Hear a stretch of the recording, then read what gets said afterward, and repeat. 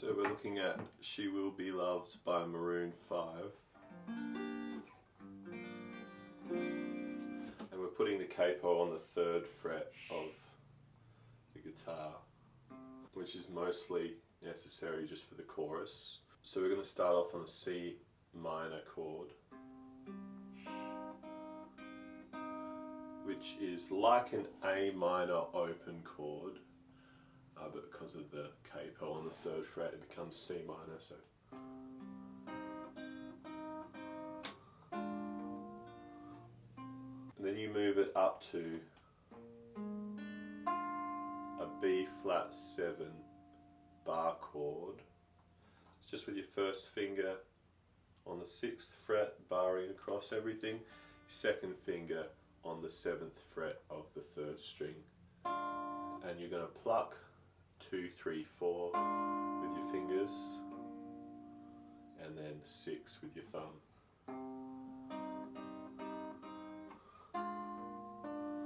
Then you're going to pick the 3rd string, stretch up to the 10th fret with your little finger,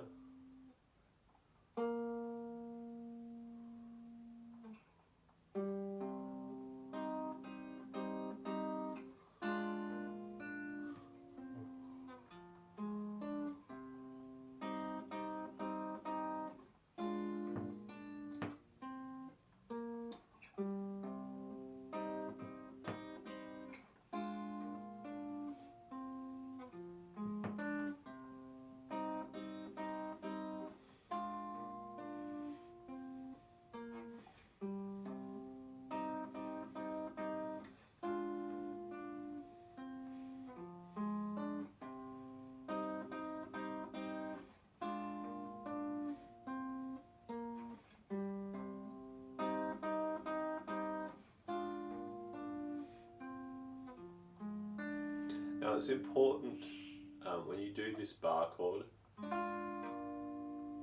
that you get all those notes ringing out.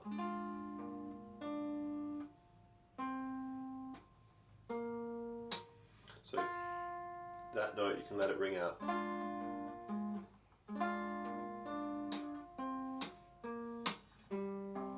Now I'm just slapping that just to show that we're syncopating, so it's 1, 2 and 3 and 4 and 1 and 2 and 3 and 4 and 1.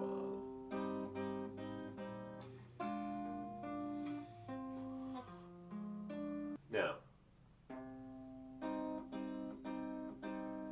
this next part,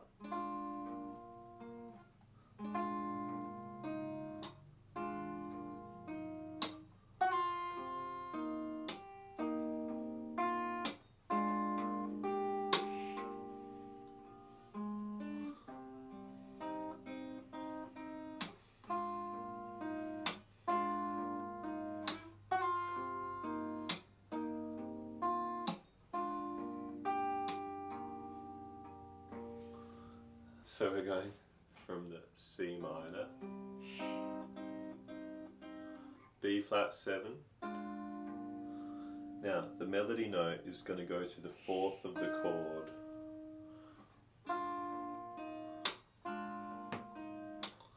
Now the next note, we're sliding down a fret to the 5th of the chord.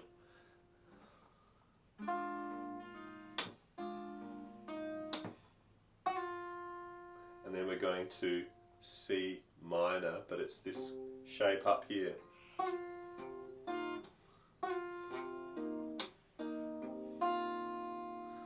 And it's now C minor 11. That note there on the C minor 7 chord is the 11 or the 4, but when there's a 7 in it we call it the 11.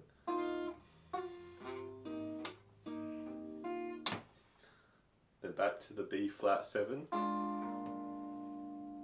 And then we come up here with the melody note, and that becomes the B flat 13 chord because it's got a 7 in it, which means the 6th note in the chord when there's a 7 is the 13.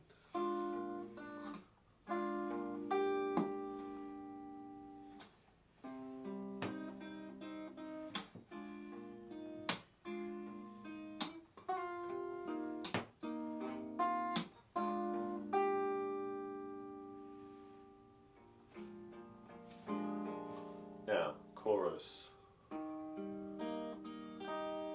Think of this like a C major open chord, but because we've got the capo on the 3rd fret, we're actually playing E flat major.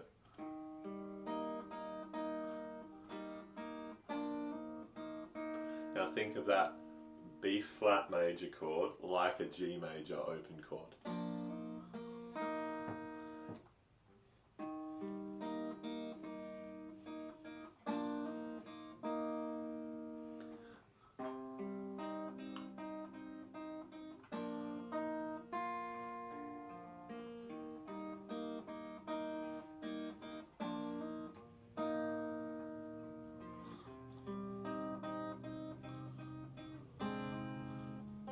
Now, I'm really just thinking of the chords.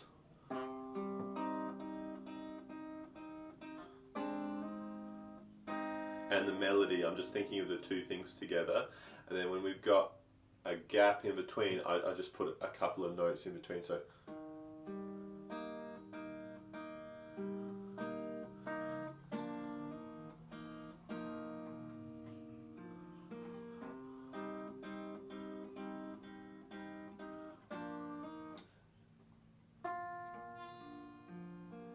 you see, I put notes in, but it's always quiet when I'm filling in gaps. The melody has to be louder than everything else.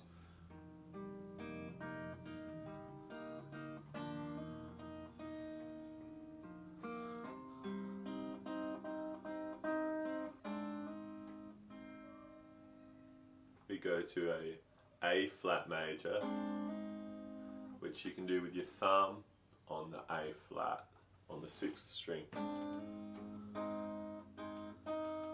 Now, this note here,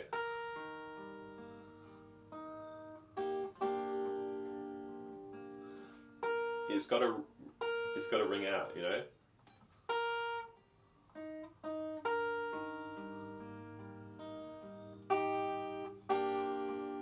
And when I do that chord change from C to G6, or rather from E flat to B flat 6, I'm going.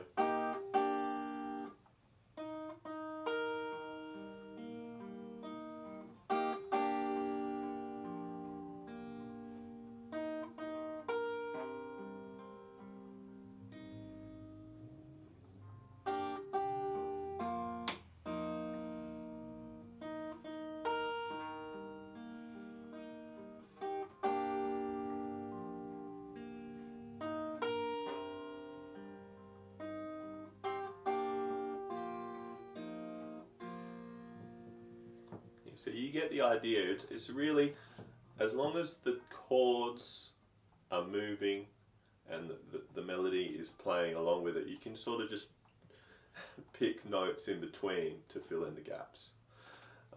I could arrange it all note for note, but I thought it's better to get a gist of how to arrange something like that just by seeing the basic approach. And the most important thing is the melody sounding right. So, you know, in the verse,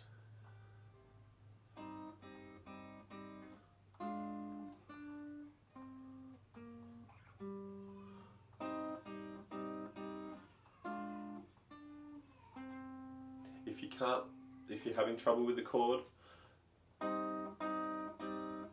or if you're having trouble hitting the bass note, just strip it down to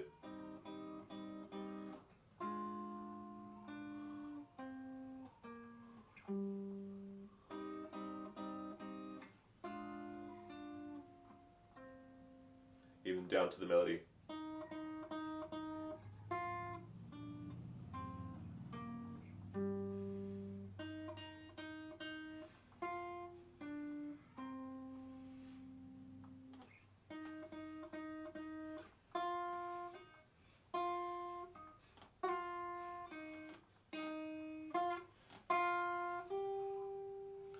You know what I mean? If you can get it to sound good just playing the melody, that's really the first step to being able to do the full arrangement.